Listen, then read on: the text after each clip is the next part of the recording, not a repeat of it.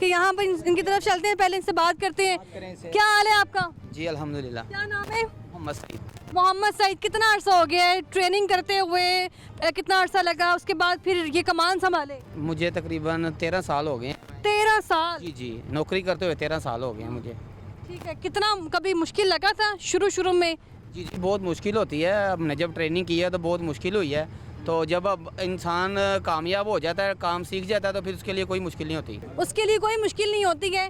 तो अभी आप देखेंगे कि कैसे जो है वो गोताखोर यहीं पर छलांग लगाएगा हमारे सामने, और अकमल साहब दावे कर रहे हैं बड़े बड़े कि यहाँ पर जो हमारे गोताखोर है, इस कदर इनको ट्रेन किया गया है कि अभी पानी में जाएंगे तो पानी में ऐसे लेट जाएंगे जैसे किसी मखमल के बेड पे लेट चुके हैं। वो हम आपको दिखाएंगे कि पहले इनकी ट्रेनिंग किस तरह से की गई है, ट्रेन इसको किस तरह से किया गया है, किस तरह से ये भी छलांग लगाएंगे हमारे सामने ही।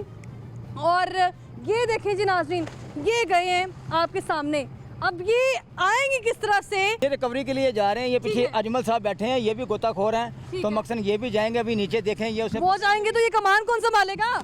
ये कमान खुद ब खुद ही हम संभाल लेंगे सारे। यहाँ पे बोर्ड ऑपरेटर भी हैं, गोताखोर भी हैं, ऐसा कोई मसला नहीं। देखें अभी वो देखें, वो मिट्टी उसने बाहर फेंकी है, देखें नीचे से मिट्टी लेकर आ गए हैं। लेकिन यही वो शेर जवान है, ये वो गोताखोर हैं।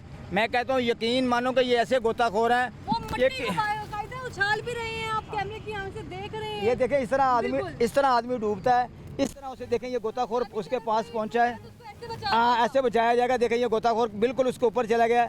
ये अभी उसने देखो फौरी फिर उसे पकड़ लिया।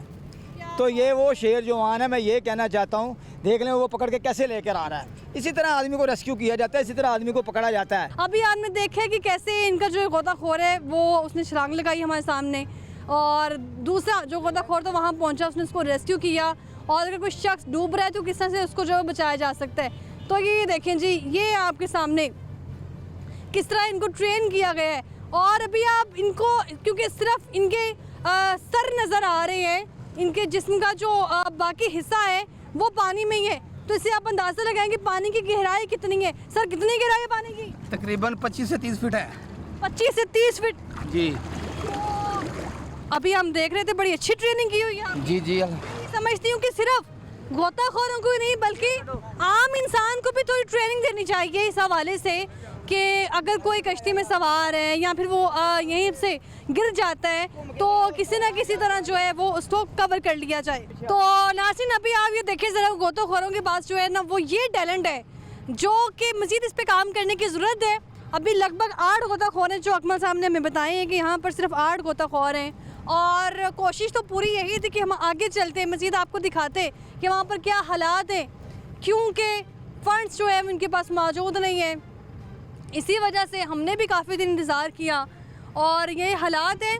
और इसके अलावा अगर बात कर ली जाए, बाबर आपको इतराफ़ में हम दिखा रहे हैं कि किस तरह आबादी यहाँ मौजूद है। और आबादी सिर्फ ये नहीं कि 150 लोग यहाँ पे रिहायशी हैं, बल्कि यहाँ पर कितने ही ख़ानदान आबाद हैं, यहाँ पर रह रहे हैं। और इवन डीसी लाहौर के अहकामात भी हवा हो चुके हैं।